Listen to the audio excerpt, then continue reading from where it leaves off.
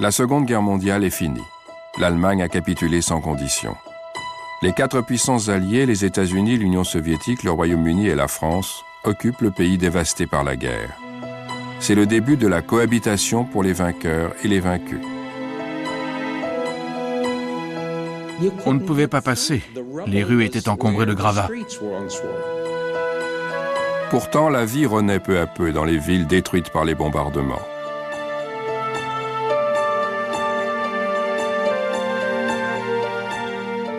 Ils étaient affamés et cherchaient de quoi manger. À leur tour, les Allemands subissent le sort d'un peuple vaincu et humilié.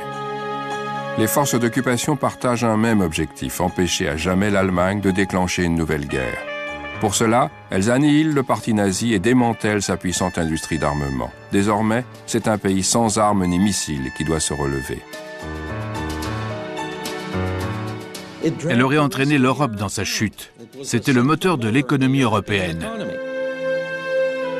Occupants et occupés se lancent dans un travail de titan, reconstruire ce que la guerre a détruit. C'est le début d'une ère nouvelle pour l'Allemagne et pour l'Europe. La reconstruction a été le fait des Allemands, pas celui des Américains ou d'autres puissances. On répare les lignes de métro et les lignes téléphoniques, ainsi que les réseaux d'approvisionnement en eau et les égouts. À ma grande surprise, à peine 2 mois après la fin de la guerre, la vie avait repris un cours aussi normal que possible, compte tenu des conditions.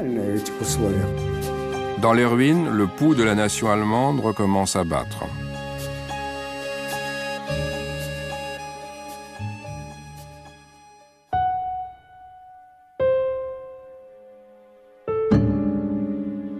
La ville de Ulm sur le Danube a été rasée par les bombardiers américains. Un cauchemar encore très présent dans la mémoire d'Elsbeth Zumsteg. La guerre a détruit sa maison, mais aussi sa famille, puisque son mari a été tué juste avant la capitulation.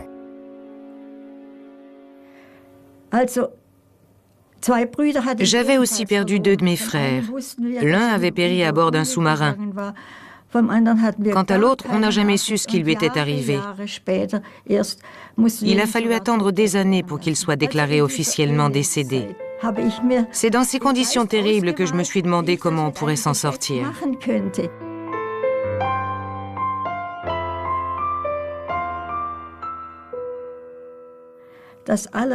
La chose dont on avait le plus besoin, c'était des chaussures, un produit rationné à l'époque. Je me suis dit qu'il y avait peut-être moyen de faire quelque chose. Mais ça semblait voué à l'échec, car il n'y avait pas de matière première et personne n'avait d'expérience dans ce domaine. À Ulm, il n'y a ni cuir ni caoutchouc. Mais avant la guerre, la jeune femme en vacances dans les Balkans a vu des chaussures en feuilles de maïs.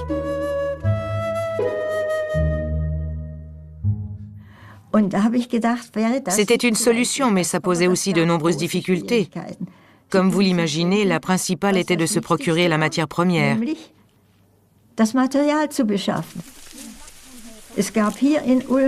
Il n'y avait pas de maïs autour de Ulm, mais je savais que dans la plaine, on en plantait et on moissonnait à l'automne.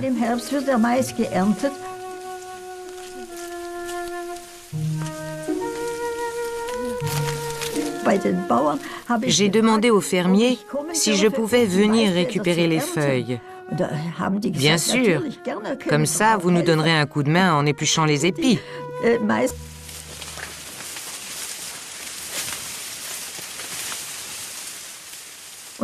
Aujourd'hui encore, je nous revois assises sous le soleil d'automne en train d'éplucher le maïs. Ensuite, il fallait transporter les sacs de feuilles depuis le village jusqu'à Ulm. Pour ça, on les chargeait sur une carriole tirée par une vache. J'ai tout de suite commencé par effilocher les feuilles en petites bandes, car c'était la matière première des chaussures.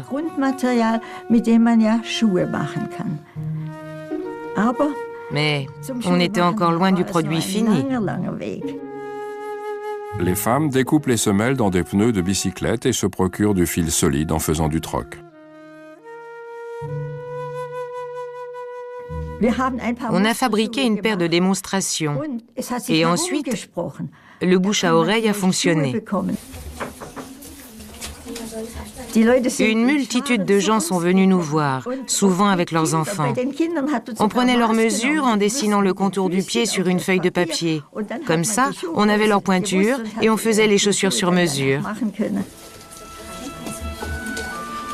Elsbeth Zumsteg devient une véritable femme d'affaires. En 2 ans, elle vend plus de 3000 paires de chaussures en feuilles de maïs et emploie 40 ouvrières. Elle dépose officiellement ses différents modèles de chaussures et ses autres créations et les présente elle-même.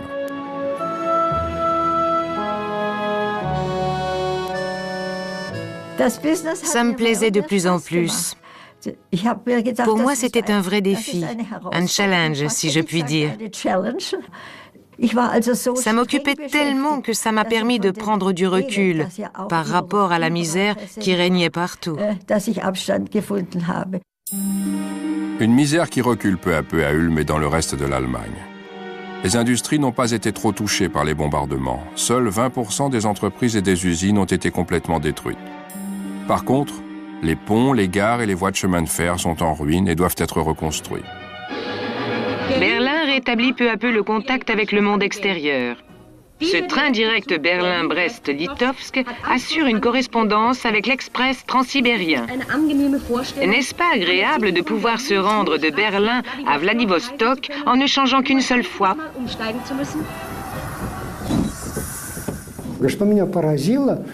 À ma grande surprise, à peine 2 mois après la fin de la guerre, la vie avait repris un cours aussi normal que possible, compte tenu des conditions.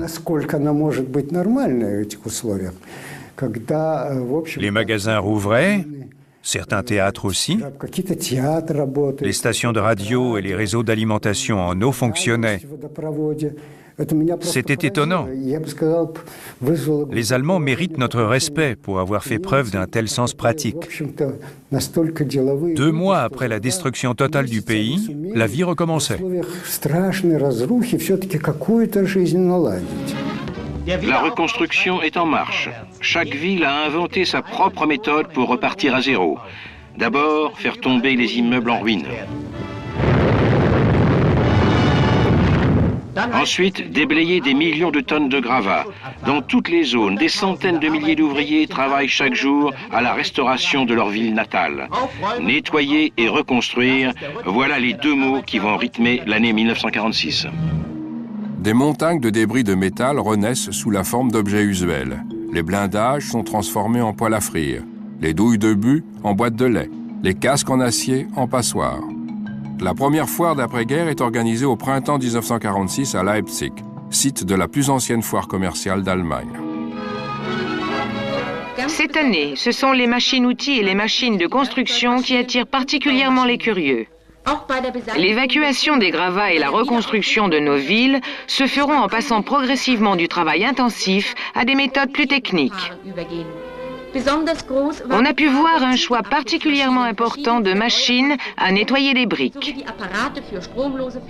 Socialistes et communistes relèvent la tête. Dans la zone soviétique, la réforme agraire mise en place dès septembre 1945 supprime les anciens droits à la propriété. Fermiers et ouvriers agricoles se sont rassemblés dans tous les villages. Les comités et les commissions de paysans ont exigé et obtenu une réforme agraire.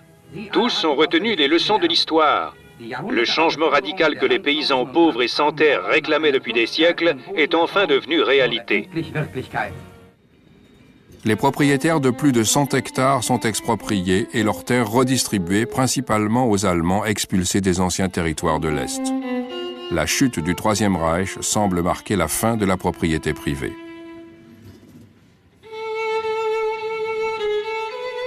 Mais en réalité, la réforme agraire aggrave la pénurie de nourriture, car ces nouveaux paysans ne connaissent rien dans l'agriculture. Il y a aussi les millions de réfugiés qui meurent de faim. Le système de rationnement instauré pendant la guerre s'est effondré. Les Allemands sont prêts à tout pour manger, ne serait-ce que des racines ou des plantes. Partout à la lisière des villes poussent des plantes comestibles. Il suffit de les connaître.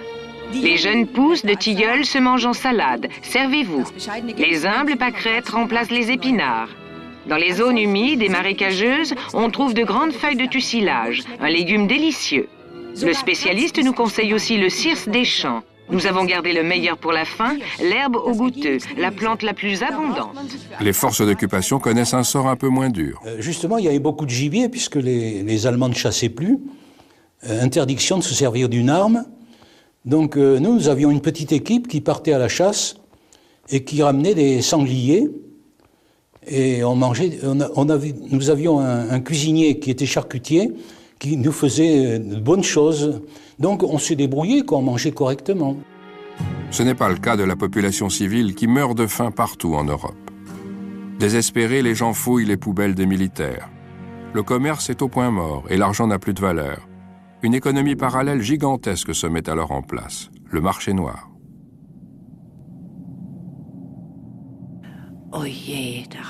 Je me suis dit, alors c'est ça le marché noir?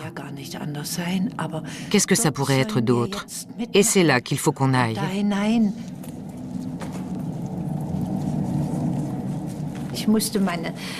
J'ai dû prendre ma mère par le bras et la tirer de force. Elle était encore moins rassurée que moi. Âgée de 16 ans, Annemarie Gensch a 3 petits frères. Poussée par la nécessité absolue de nourrir toute la famille, sa mère et elle décident de se rendre au marché noir de Leipzig. Quelqu'un nous a chuchoté à l'oreille « savon ?» Quelqu'un d'autre « café ?»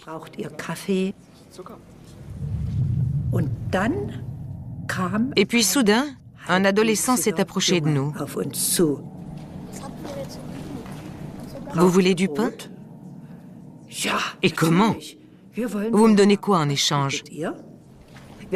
On a des tickets de sucre et de l'argent. On a commencé à le suivre, mais avant qu'on ait pu quitter l'endroit, un coup de sifflet a retenti. Dans l'Allemagne d'après-guerre, les rafles de la police font partie du jeu du chat et de la souris. Mais les forces d'occupation ont beau tenter d'endiguer le marché noir, cela ne décourage pas la population.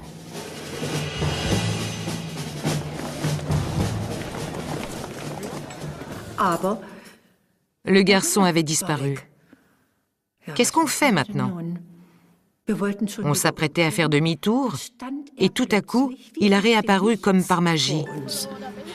Me revoilà. On l'a donc suivi à nouveau.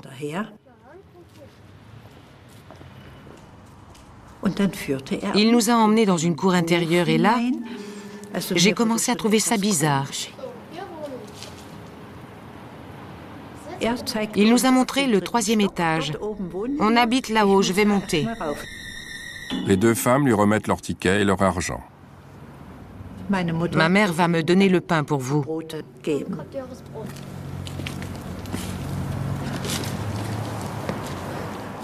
On est resté là à l'attendre. Il ne revenait pas. Au bout d'un moment, on a appelé. Il y a quelqu'un? Nos voix résonnaient dans la cour d'une façon sinistre. C'était très angoissant. Finalement, je me suis avancée vers la porte. Et là, je n'en suis pas revenue. Il y avait un tout petit bout de couloir et après plus rien. Pas d'escalier, pas d'appartement, rien. Le couloir donnait sur des montagnes de gravats.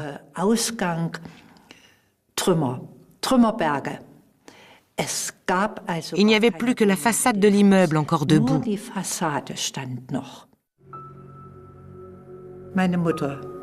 C'est pour ma mère que j'ai eu le plus de peine. Elle était en larmes. J'ai fait tout ce que je pouvais pour la consoler, alors que je n'avais qu'une envie, me mettre à hurler tellement j'étais furieuse qu'on se soit fait rouler de cette façon. Chaque jour, des millions d'autres personnes font la même expérience désagréable, comme le montrent ironiquement les actualités hebdomadaires. Ici, les machines à écrire se transforment en chaussures et les lampes à bronzer en dentiers. Le rêve d'un magicien. Ah, mais voilà la police. Elle veut faire du troc, elle aussi? Pas du tout, c'est une rafle. Il faut dire que le marché noir est souvent fréquenté par des gens sans scrupules. Allez, sortez les paquets de Lucky Strike.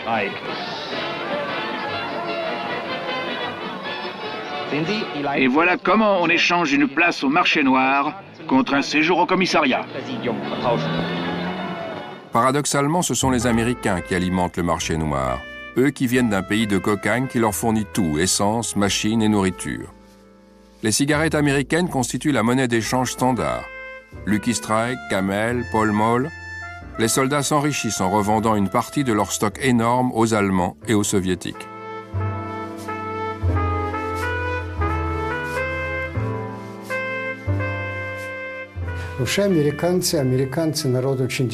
Comme chacun sait, les Américains aiment faire des affaires. En Allemagne, le marché noir offrait un potentiel illimité qu'ils ont exploité à fond. Un jour que je me promenais en uniforme d'officier, une Jeep est passée à côté de moi avec un lieutenant américain au volant.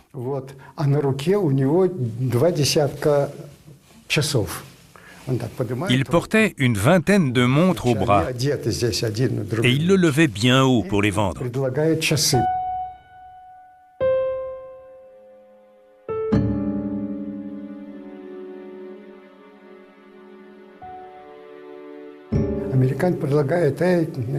Les Américains s'étaient rendus compte que les Russes adoraient leurs montres. Ce lieutenant m'a appelé. « Hé, le Ruskov, tu veux une montre ?»« Non, j'en ai déjà une. »« Bon, alors la Jeep ?» Je lui ai demandé « Comment tu expliqueras ça à tes chefs ?»« Je dirais qu'elle est tombée en panne, comme ça je peux te la vendre. » On pouvait acheter tout et n'importe quoi. Les soldats américains s'installent en Allemagne, s'accommodant le mieux possible de la situation. Après tout, Washington est loin.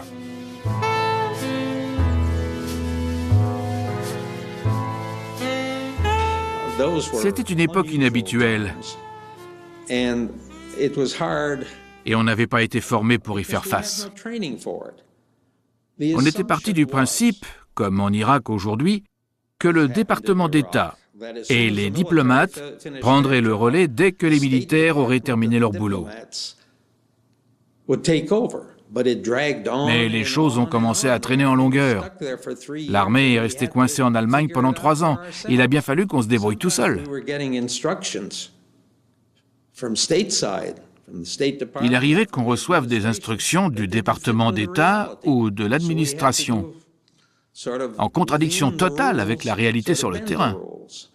On a été obligé de contourner les règles. Ça correspondait bien à cette forme d'opportunisme typiquement américain.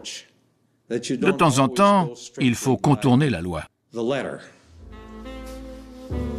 Les Américains sont irrésistibles. Ils ont des voitures et de l'argent, ils sont jeunes et décontractés, ils ont du temps libre et surtout, ils ont gagné la guerre.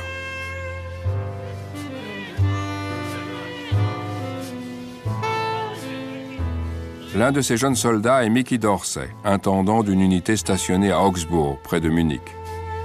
Lui qui rêvait d'être pilote dans l'armée de l'air est devenu tireur sur un char.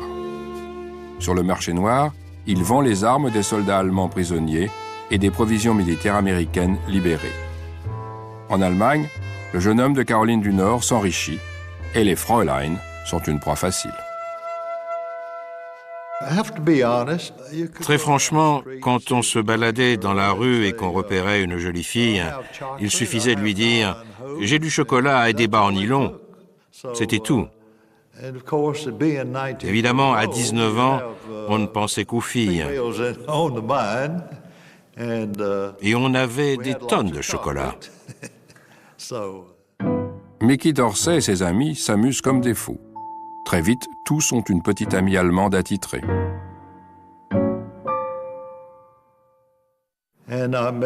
J'ai fait la connaissance d'une jeune fille, Maria Geiger, qui m'a amené chez elle pour me présenter à Maman Geiger et Papa Geiger. En sa qualité d'intendant, Mickey Dorsey ne tarde pas à ravitailler toute la famille. Il n'y avait pas grand-chose à manger à l'époque. Alors je leur apportais, entre autres, du café, du sucre et de temps en temps de la viande. Une fois aussi, j'ai tué un chevreuil.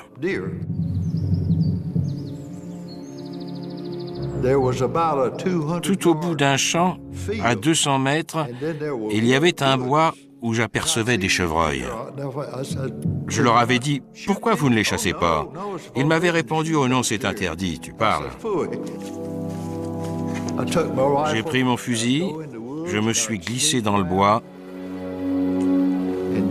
et je me suis mis à l'affût à la lisière du champ, où j'ai fini par repérer un chevreuil. Je l'ai abattu.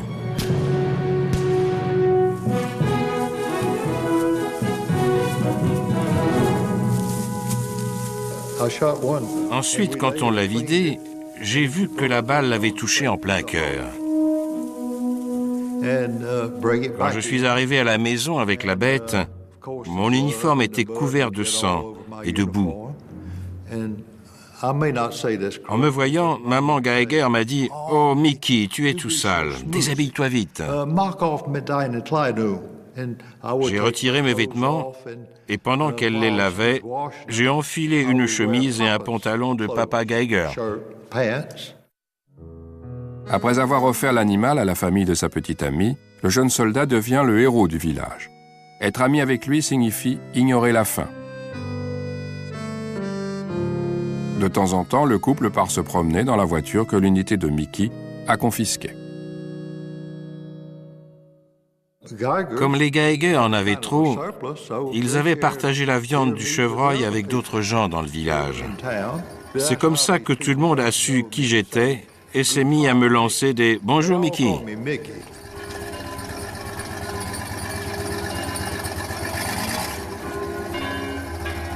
À force, je suis devenu connu comme le loup blanc dans cette petite communauté. Avec Maria, on se promenait main dans la main autour de l'église.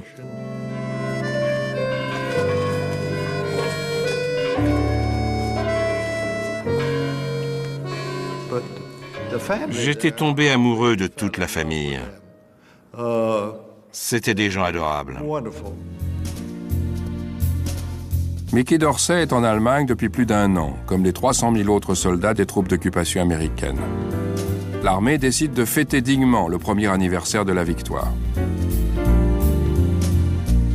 Pendant ce temps, Mickey continue de s'enrichir. Le marché noir lui rapporte tellement qu'il parvient à mettre de côté toute sa solde pour réaliser un vieux rêve. À l'époque, à part l'argent qu'ils envoyaient chez eux, les soldats ne faisaient pas d'économie. Moi, si. J'envoyais tout à la maison, parce qu'à mon retour, je voulais m'acheter une voiture neuve ou un avion. C'est ce que j'ai fait. Je me suis même payé les deux.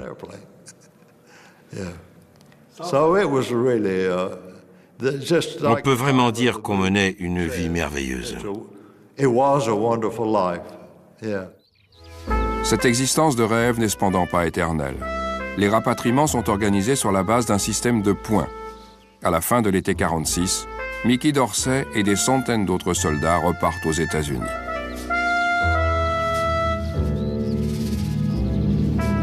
Adieu l'Allemagne.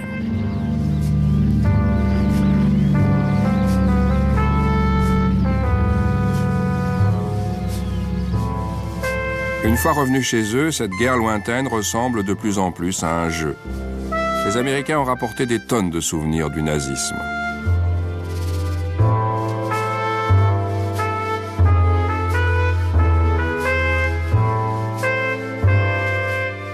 Mickey Dorsey non plus n'est pas rentré les mains vides. Mais il n'a pas oublié les Geiger.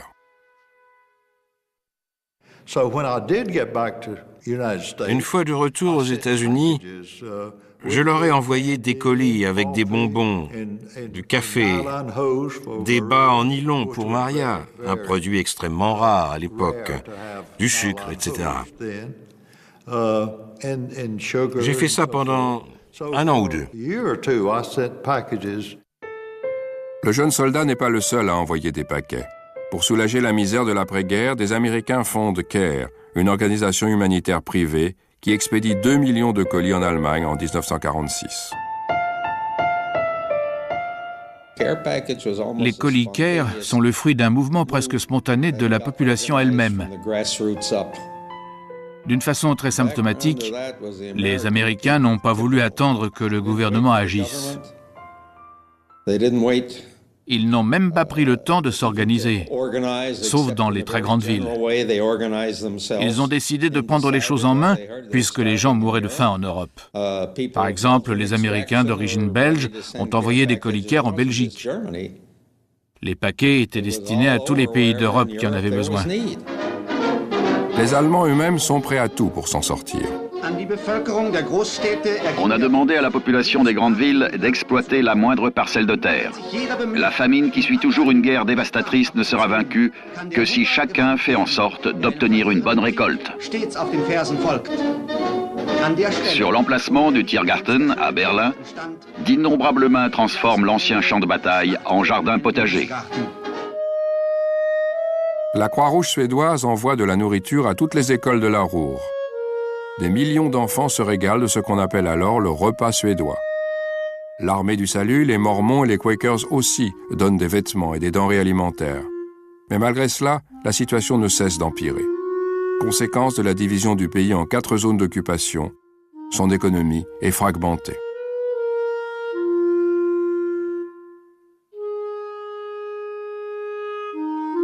L'Allemagne était divisée.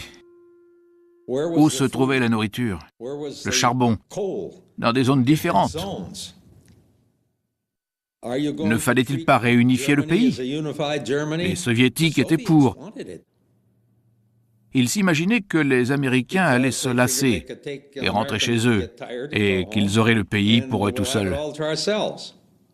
Finalement, les puissances occupantes acceptent de traiter l'Allemagne comme une entité économique unique. Mais le commerce et les échanges entre les zones fonctionnent mal. Les Soviétiques et les Américains occupent de vastes régions agricoles, tandis que les Britanniques ont la main mise sur la Ruhr. Il y a une chose dont dépend toute la reconstruction du pays, le charbon. Sans lui, il n'y a ni électricité ni transport. À Essen, le NGCC, l'autorité de contrôle du charbon, a installé son quartier général dans la demeure de la famille Krupp. De là, elle organise la production et la distribution de tout le bassin houiller de la Ruhr.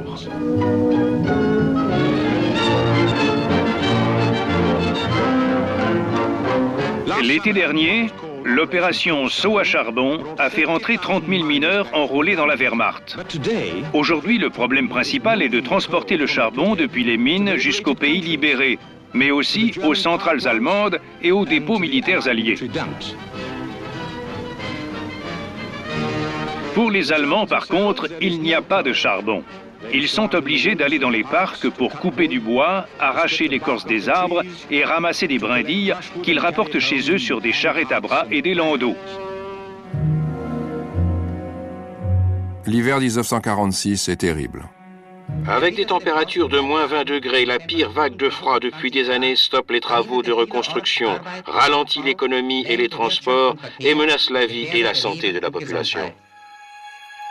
Les ports sont pris par les glaces et le peu de charbon qui reste aux Allemands est bloqué.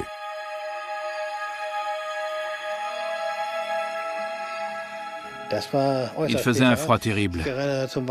Par exemple, je me souviens qu'en hiver 1947, la température est descendue à moins 25 et le port a gelé.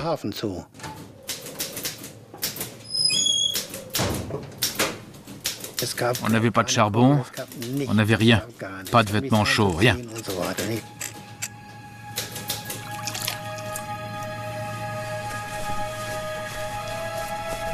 Le matin, l'un de nous était chargé de démarrer le feu dans le poêle à charbon. Le temps que le poêle fonctionne et que nos mains se soient suffisamment réchauffées pour qu'on puisse tenir un crayon, il était déjà 11 heures. Dans le bureau glacial où il travaille, Hans Schmidt remplit les formulaires d'expédition du charbon allemand. Le port de Emden est une zone d'accès limitée, où il est impossible d'entrer sans un laissez-passer britannique. L'apprenti est ravi d'être employé par le NGCC.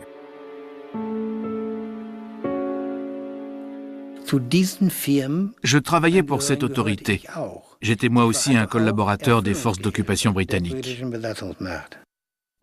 Depuis Emden, le charbon est expédié en Grande-Bretagne et en Scandinavie. Le minerai arrive au port par le canal qui relie Dortmund à Ems, avant d'être chargé à bord des cargos. Rien qu'en 1946, ce sont 2 millions de tonnes qui partent à l'étranger. C'est trop pour le petit nombre de dockers disponibles.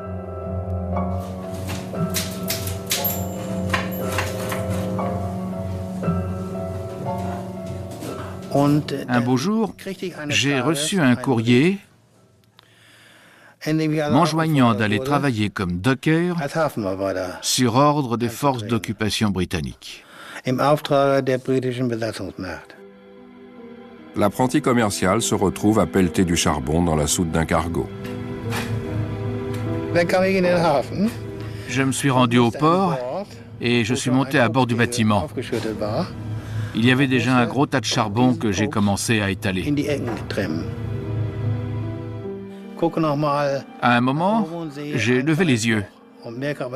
Par une petite ouverture, j'ai vu que la grue de chargement s'apprêtait à vider une benne énorme.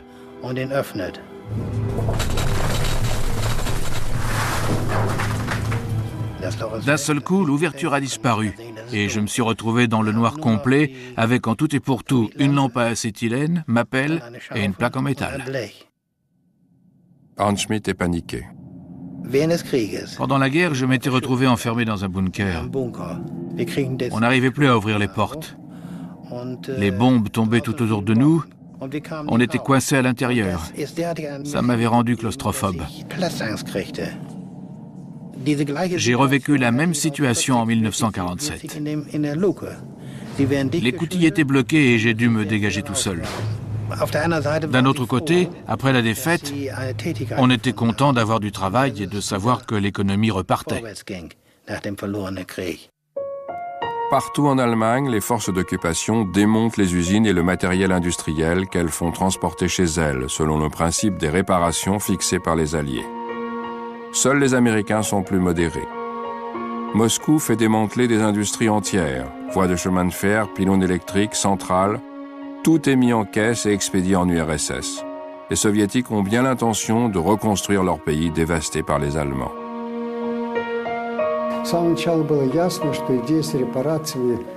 On a tout de suite compris que le démontage des usines existantes était une stupidité. On l'a fait savoir à Moscou, ce qui nous a valu de nous faire taper sur les doigts. Des gens intelligents, dont les Allemands qui travaillaient avec nous, nous demandaient à quoi bon remporter toute cette ferraille. Je ne sais pas qui est responsable, mais toujours est-il que Moscou s'est entêté dans cette politique. Résultat, on a beaucoup perdu, aussi bien sur le plan de notre réputation que sur celui de notre développement économique. C'est ça qui nous a valu un retard technologique de 20 ans. Des milliers de tours, de machines-outils et de groupes électrogènes en pièces détachées aboutissent ainsi en Union soviétique, où ils finissent par rouiller, car personne ne sait les remonter.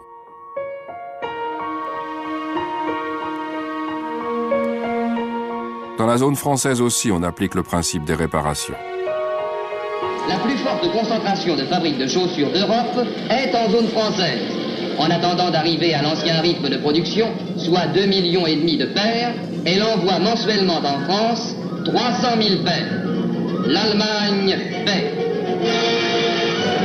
Grâce à cette réussite de base, les hauts fourneaux, les fonderies, les aciéries ont pu être remis en marche au service du vainqueur. L'Allemagne paie. Les Alliés sont d'accord sur un point, la démilitarisation indéfinie de l'Allemagne. À cet effet, les cartels de l'industrie de l'armement sont démantelés et les grandes sociétés divisées en petites unités. Un de nos objectifs était de l'empêcher de rebâtir les industries capables de lui fournir un jour des armes de guerre. Au cœur du pays, les vainqueurs découvrent les usines secrètes où avaient été mises au point les V1 et les V2. Les Américains s'approprient les connaissances technologiques liées aux fusées, et les meilleurs ingénieurs allemands contribuent par la suite à démarrer le programme spatial américain. De son côté, la Royal Navy s'intéresse à la technologie des sous-marins ennemis. Mais les Allemands ont piégé les bâtiments abandonnés dans les ports. Il faisait noir, mais le ciel était clair. Il n'y avait pas d'électricité et la seule lumière venait de la Lune. En faction dans l'usine de sous-marins à Kiel, Harry Henshaw, 18 ans, craint les représailles des Allemands. Le sergent m'a conduit dans le bureau. Vous restez ici et vous n'en bougez pas jusqu'à ce qu'on vienne vous relever. Je n'étais pas très rassuré, je ne savais pas ce qui pouvait se passer. Après avoir fait le tour de la pièce, je me suis assis au bureau et tout à coup, j'ai entendu un tic-tac. C'était horrible. Je me demandais ce qui allait m'arriver. Est-ce que j'allais mourir? Est-ce que tout allait sauter? Tout de suite, je me suis dit, c'est un piège, la bombe va exploser. Il n'y avait aucun endroit où se cacher à part sous le bureau. J'ai attendu l'explosion en tremblant.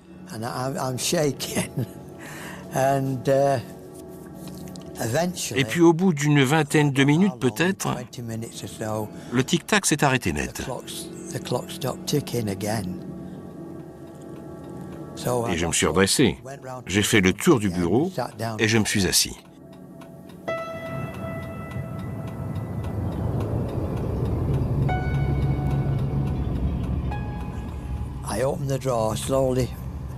Tout doucement, j'ai commencé à ouvrir le tiroir et j'ai tâtonné à l'intérieur. Pas de fil. Je l'ai ouvert en grand. Effectivement, il n'y avait pas de fil, juste un petit réveil de voyage. On peut dire que j'étais content, soulagé.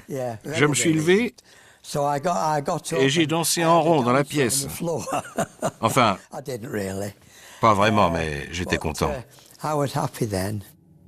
Pour finir, les forces d'occupation britanniques confisquent tous les documents qu'ils trouvent, puis font sauter les sous-marins dans les ports de Kiel et de Bremerhaven.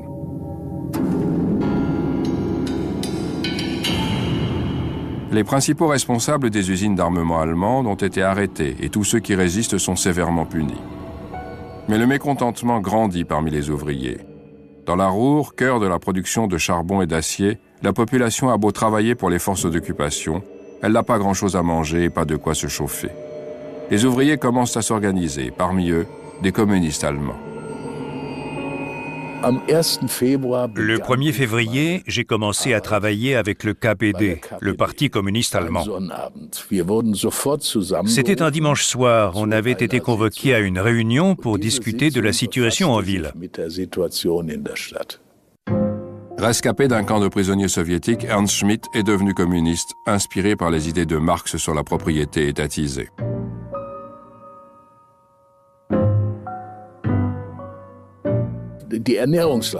Sur le plan alimentaire, c'était la catastrophe. Les mineurs mangeaient un peu plus, mais les femmes n'avaient rien, c'était comme ça. La direction du KPD à Essen a fini par dire « Il faut faire quelque chose. On va demander à notre section dans l'entreprise d'organiser une manifestation lundi à 11h devant l'hôtel de ville. » C'est moi qu'on a chargé de parler devant la section Bonifatius. Je suis arrivé à la cantine, les collègues en train de déjeuner m'ont tous regardé.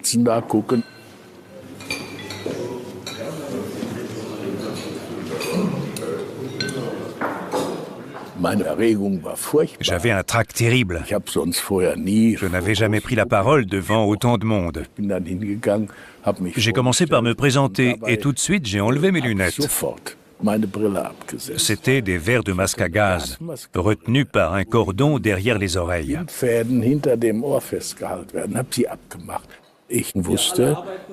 Pour moi, c'était plus facile de parler aux gens si je ne distinguais pas leur visage. J'avais à peine conclu mon discours en disant « faut y aller » qu'ils se sont tous mis à applaudir. J'étais très fier. Ils m'ont dit « bravo Ernst, c'était super ». C'était une vraie reconnaissance.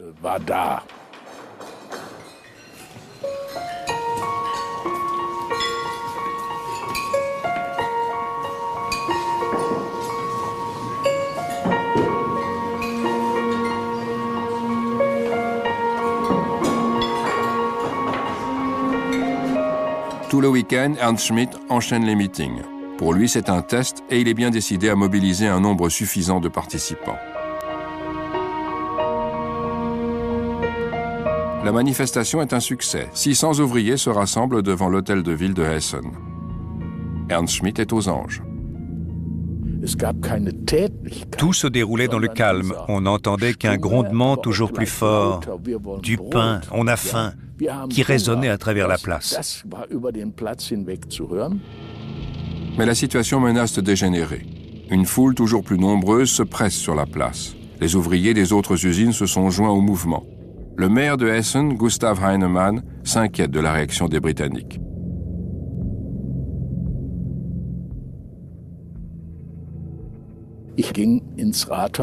Je suis monté dans la pièce où travaillait le maire, M. Heinemann. Il était assis derrière son bureau quand le téléphone a sonné.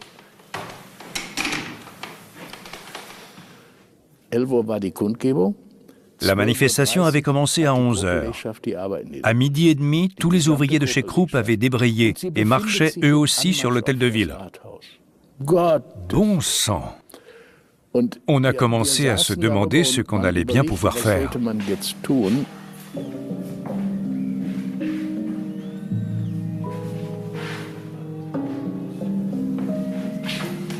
La foule se dirige vers le QG britannique. À l'hôtel de ville, tout le monde retient son souffle. Comment les Britanniques vont-ils réagir ?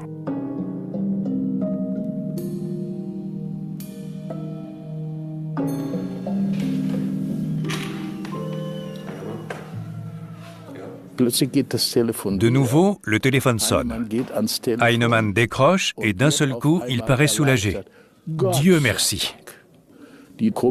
Les ouvriers de Krupp étaient rentrés chez eux calmement. Les Britanniques venaient de leur promettre d'envoyer tous les camions de la ville chercher du pain à Brême. Effectivement, le lendemain matin, les camions rentraient à Essen avec du pain. La vie reprend peu à peu un cours normal. À Stuttgart, le fief de Mercedes-Benz, les tramways fonctionnent de nouveau. Les Américains veulent une économie allemande qui marche, du moins dans les zones occidentales. Pour eux, c'est un rempart contre le communisme et un marché pour leur propre économie alors en plein essor. Si on avait interdit à l'Allemagne de reconstruire des industries pacifiques, elle aurait entraîné l'Europe dans sa chute. C'était le moteur de l'économie européenne. On se serait retrouvé coincé à soutenir une Europe au fond du trou.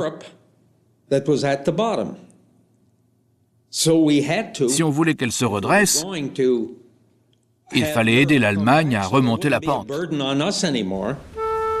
En septembre 1946, le secrétaire d'État James Byrne se rend à Stuttgart pour prononcer un discours adressé au peuple allemand et à l'ensemble du monde. Cette intervention marque un tournant décisif dans la politique américaine. Il faut aider l'Allemagne. Dans une certaine mesure, le discours de Byrne annonçait le plan Marshall. C'était une idée géniale. J'ai lu qu'il s'agissait d'un projet de Truman, mais qu'il était tellement détesté à l'époque qu'il lui avait donné le nom de son secrétaire d'État. Le concept était fantastique. C'était certainement la première fois dans l'histoire de l'humanité que les vainqueurs reconstruisaient le pays vaincu. À Stuttgart, le secrétaire d'État américain James Byrne a prononcé un discours essentiel dans lequel il a déclaré « L'Amérique veut une paix durable qui permettra à l'Allemagne de se faire une place honorable au sein des Nations Unies par son énergie et son travail ». M. Byrne a également réclamé la réunification économique de l'Allemagne, la création d'autorités administratives centralisées et d'un gouvernement allemand provisoire. Il avait aussi déclaré une chose d'une importance capitale pour des millions d'Allemands. Tant qu'il y aura des forces d'occupation en Allemagne, nous serons là. C'était l'assurance qu'au moins, les Russes ne mettraient pas la main sur tout. À Dresde, dans la zone soviétique, les trams fonctionnent aussi de nouveau. Mais on assiste à la mise en place d'une économie planifiée à la soviétique. Quelques mois auparavant, les partis ouvriers se sont unis pour créer le SED, le Parti socialiste unifié allemand, et le bras de Moscou.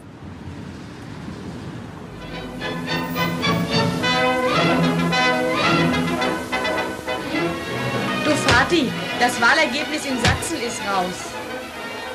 Donnerwetter, absolute Mehrheit der SED.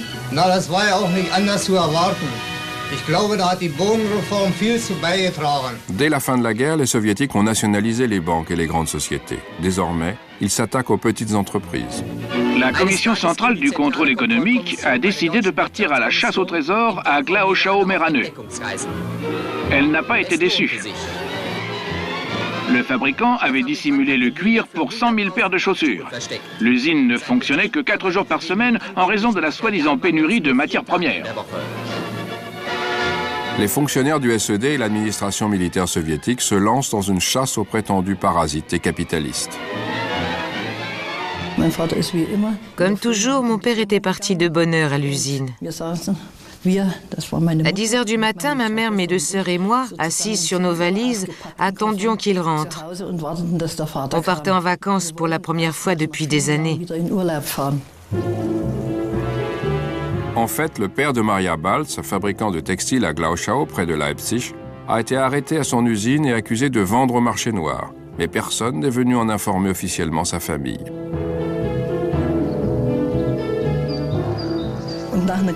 Au bout d'un moment, des clients qui se trouvaient à l'usine sont venus prévenir ma mère que mon père avait été arrêté et emmené. Au cours de cette purge, 30 propriétaires d'usines textiles sont arrêtés, interrogés et jetés en prison.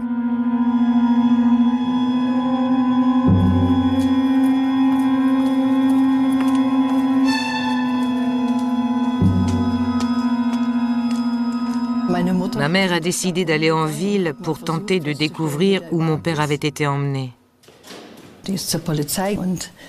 Elle est d'abord passée au commissariat, puis à la prison. J'avais 12 ans à l'époque. J'ai dû l'accompagner à distance, parce qu'elle risquait d'être arrêtée elle aussi.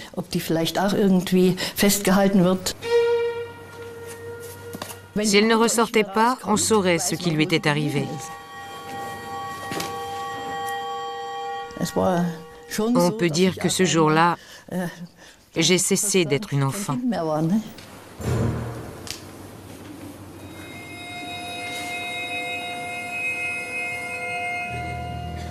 C'est le premier grand procès-spectacle dans la zone d'occupation soviétique. Pourtant, les soi-disant crimes des chefs d'entreprise sont relativement anodins. La plupart se contentaient de faire du troc pour maintenir leur usine à flot. Le procès Glauchau-Meraneux est un signal. La répression sera impitoyable sans distinction de rang ni de personne. Les peines sont lourdes, 15 ans d'emprisonnement pour la plupart des accusés. 4 d'entre eux sont condamnés à mort, mais ne seront pas exécutés. Désespérée, la mère de Maria Balz décide d'envoyer ses 2 filles aînées dans un pensionnat à l'ouest. Avant leur départ, la mère et ses 3 filles se rendent chez un photographe et font faire un portrait de groupe pour leur père et mari. C'était Noël. Que pouvions-nous lui offrir? Avec ma mère et mes 2 sœurs, nous sommes donc allés chez le photographe pour faire cette photo, qu'il ait au moins sa famille près de lui.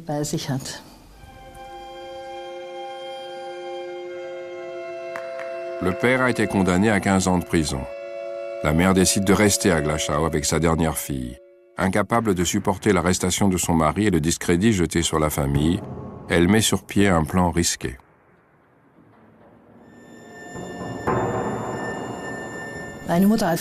Dès le début, ma mère avait dit « La seule solution, c'est l'évasion ». Mais les premières tentatives ont toutes échoué pour une raison ou pour une autre. 2 ans plus tard, la mère de Maria parvient à acheter un gardien et à faire évader son mari. Il s'enfuit à l'ouest. Mes parents ne nous avaient pas dit qu'ils avaient réussi. Un soir, c'était la fin du dîner à l'internat et on était en train de sortir quand tout d'un coup, on a vu mon père, ma mère et ma petite sœur. Au début, on n'arrivait pas à y croire. Et puis on est tombés dans les bras les uns des autres. Redoutant une prise de pouvoir des communistes dans la zone d'occupation soviétique, les Américains décident d'injecter des fonds en Europe de l'Ouest. C'est le fameux plan Marshall.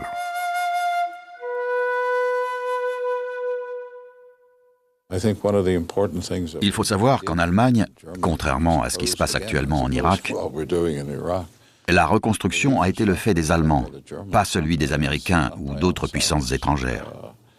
En Irak, ce sont des entreprises américaines qui s'en chargent. Mais c'est une autre histoire. À l'époque, c'était un problème allemand. Les Américains proposent aux pays d'Europe de l'Est de profiter aussi des millions du plan Marshall. Mais les Soviétiques refusent.